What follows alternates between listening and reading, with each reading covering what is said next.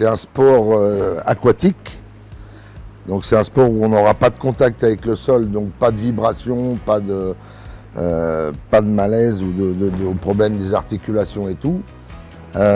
Ensuite, c'est quelque chose qui est bénéfique pour certains médecins et pour comment dirais-je, au niveau des gens qui ont des problèmes de dos, qui ont des problèmes même autres. Et donc voilà, après il y a le sport loisir et le sport en compétition. Il y a 4 nages. Le papillon, nage simultané, les 2 bras en même temps, les 2 jambes en même temps. Le dos crawlé alternatif, un bras après l'autre, les battements alternatifs aussi. La brasse, renage simultané. Et ce qu'on appelle vulgairement le crawl, mais qui est en fin de compte la nage libre. Aussi une nage alternative, un bras après l'autre, où on peut même faire ce que l'on veut, c'est de la nage libre. Si on sait nager, ça permet d'aller à la piscine avec ses copains, hein. Ça permet d'aller dans un lac avec ses copains, ça permet de jouer dans l'eau, ça permet plein de choses, mais c'est surtout une question de sécurité avant tout.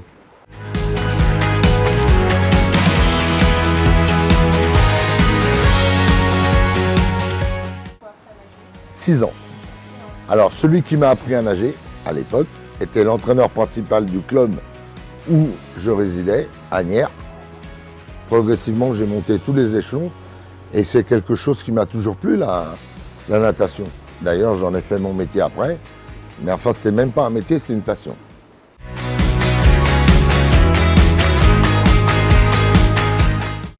Alors moi, j'étais spécialisé plus en papillon. Voilà. Mais bon, je nageais toutes les nages, hein. À mon époque, il y avait les championnats en petit bain et après les championnats en grand bain. Être avec ses amis, ses collègues d'entraînement, des adversaires qu'on connaît depuis des années puisqu'on les rencontre, c'est toute une vie sociale qui est autour de ça, hein. Il y avait ce qu'on appelait les championnats de France Interclub, qui était une compétition à 13 nageurs.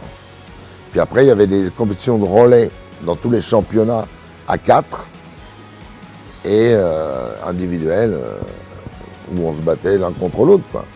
J'ai toujours préféré les relais. C'est plus stimulant d'aider son collègue, d'être avec son collègue d'entraînement.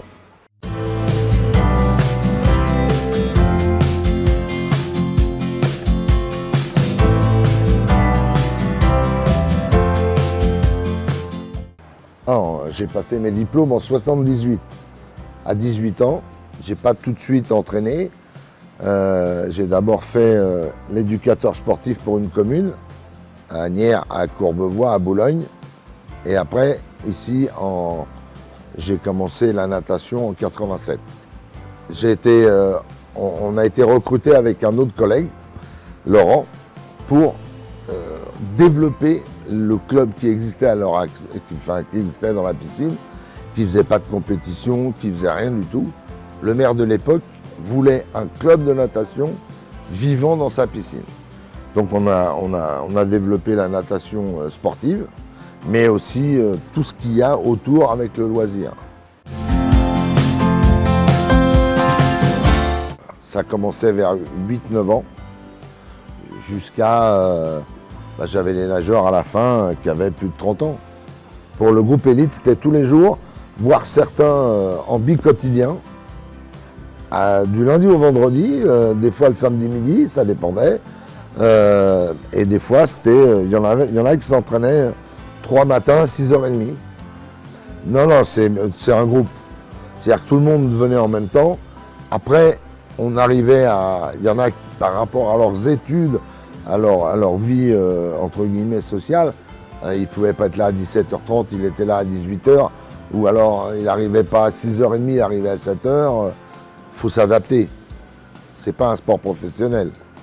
Ils ne sont pas rémunérés. Donc on s'adapte et puis le gamin, il fait l'effort, le gamin ou la gamine fait l'effort de se déplacer, et à nous de lui rendre son effort. Il faut que l'athlète, il arrive, il soit surpris.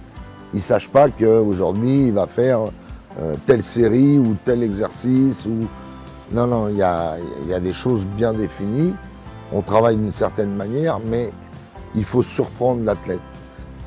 Donc c'est pas, au départ, c'est pas évident parce que. Mais il faut se renseigner, il faut aller à la pêche, à droite, à gauche, sur les autres entraîneurs. Et qu'est-ce que tu fais, et comment tu fais, et pourquoi, et comment, et ça, il faut se former. Il faut se former si on veut faire. C'est pas parce qu'on a été athlète que l'on peut devenir entraîneur. C'est la formation qui va nous faire que. Et après, il faut avoir la chance d'avoir des athlètes qui vont rentrer dans votre jeu.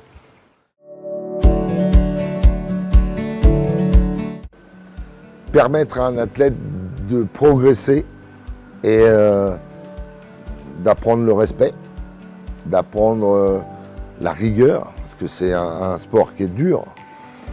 Rentrer dans l'eau, faire des longueurs, faire tout un tas de choses, au bout d'un moment, faut aimer.